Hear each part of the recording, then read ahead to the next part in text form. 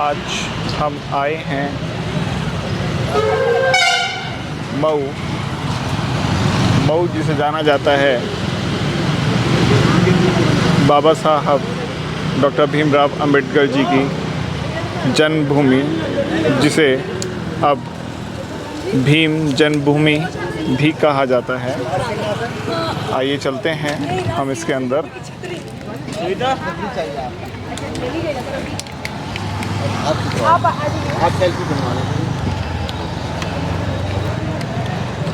वहीं खड़े रहो, छाया नहीं। जय भीम, नमो बुद्धाय। आज हमारी भारत गौरव यात्रा जो बाबा साहब डॉक्टर अंबेडकर की स्पेशल ट्रेन जो दिल्ली से आई है, आज ये उसका दूसरा पड़ाव है। यहाँ हम देख रहे हैं ये मऊ बाबा साहब का जो जन्मदिन था, मऊ छावनी के नाम से, जिसका नाम बाद में डॉक्टर अंबेडकर नगर कर दिया गया है।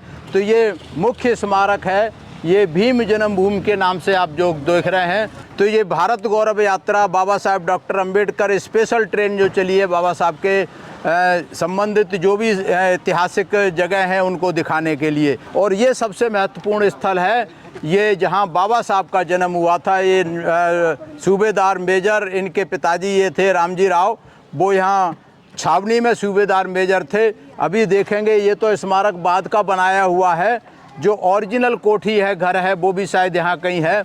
तो ये जो है हम लोग आज देखने आए हैं।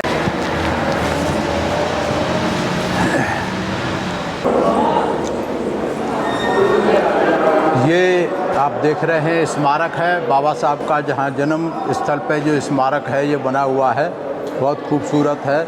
ये तमाम सारे फोटोग्राफ्स यहाँ लगाए रखे हुए हैं। ये बाबा साहब 14वीं संतान थे, जन्म के टाइम का है। 14 अप्रैल 1891 को हुआ था, और ये 14वीं संतान थे बाबा साहब डॉक्टर अंबेडकर। ये इनके पिताजी हैं सूबेदार रामजी राव, और ये उनकी माताजी हैं भीमाबाई जी।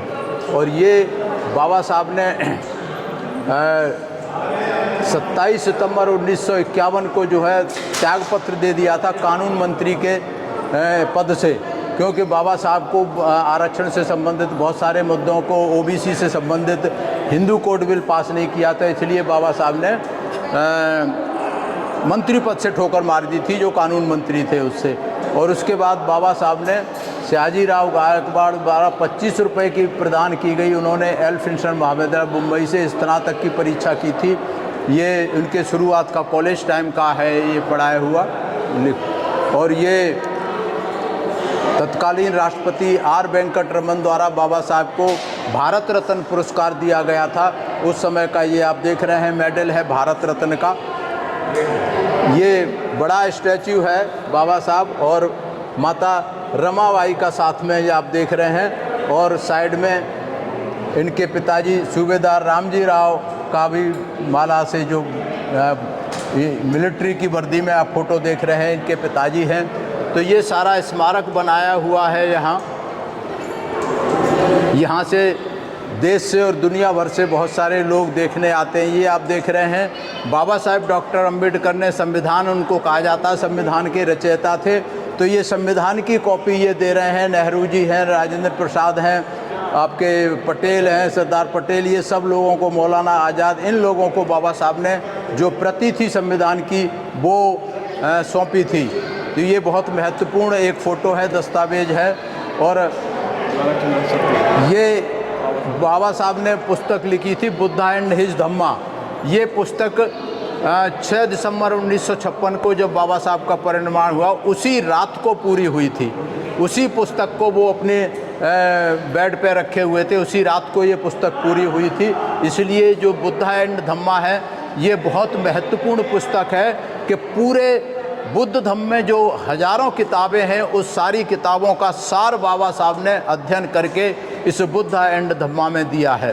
तो ये जो बाबा साहब की बहुत सारी उपलब्धियां हैं, इनसे संबंधित यहाँ पर ये सारे फ़ोटोग्राफ्स रखे हुए हैं।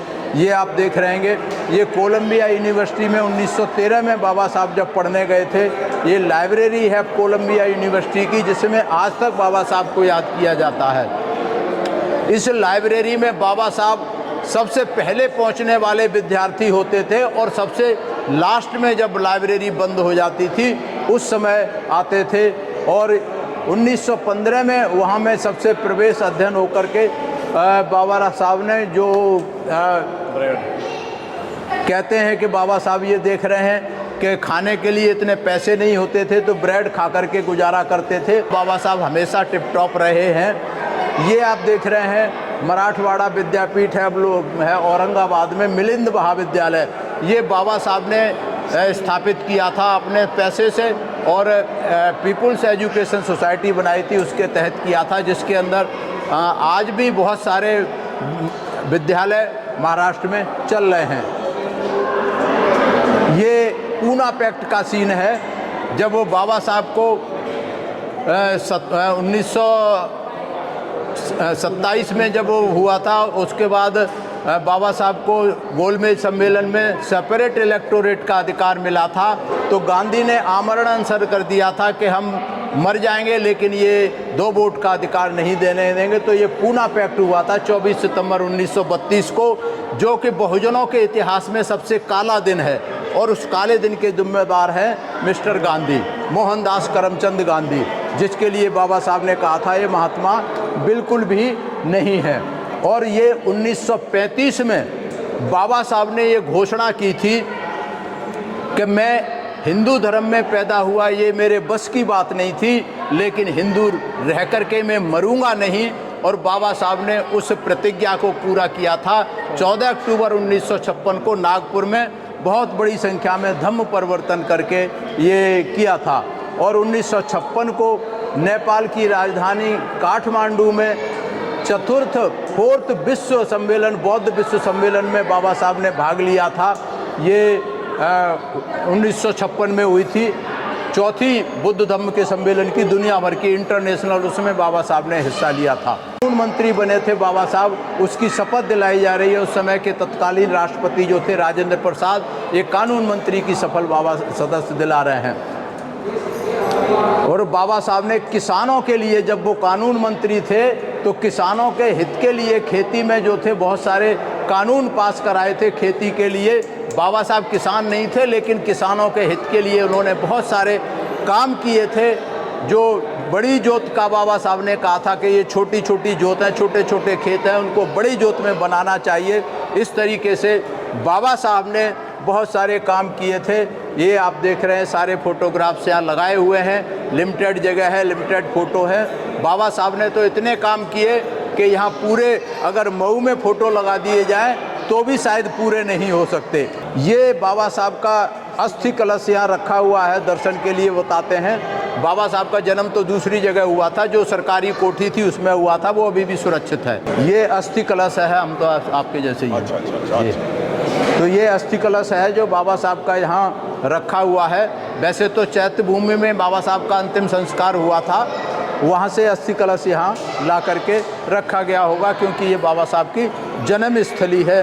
तो ये बहुत महत्वपूर्ण स्थल है, खास करके बहुजन समाज के लोगों के लिए, सभी बहुजन समाज के लोगों के लिए, बाबा साहब के अनुयायियों के लिए, बुद्ध के अनुयायियों के लिए ये सबसे महत्वपूर्ण तीर्थ स्थल है, जहां बाबा साहब डॉक्टर अंबेडकर का जन्म हुआ था। ये बाबा साहब से संबंधित सबसे महत्वपूर्ण स्थल है।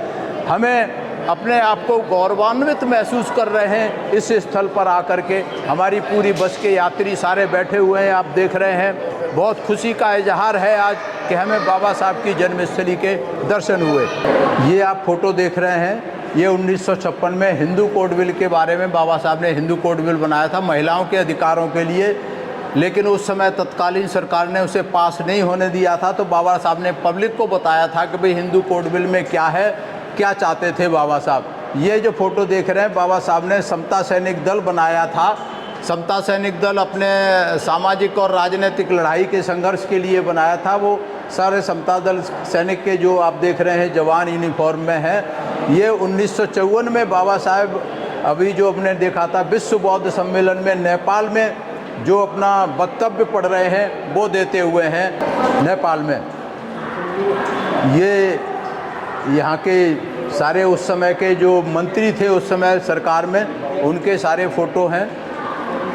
1956 में बाबा साहब ने जब धम्म दीक्षा ली थी उस समय का फोटो है। साथ में ये माई साहब हैं, बाबा साहब का फोटो आप देख रहे हैं। ये भंते जी बैठे हुए हैं, चंद्रमणि जी।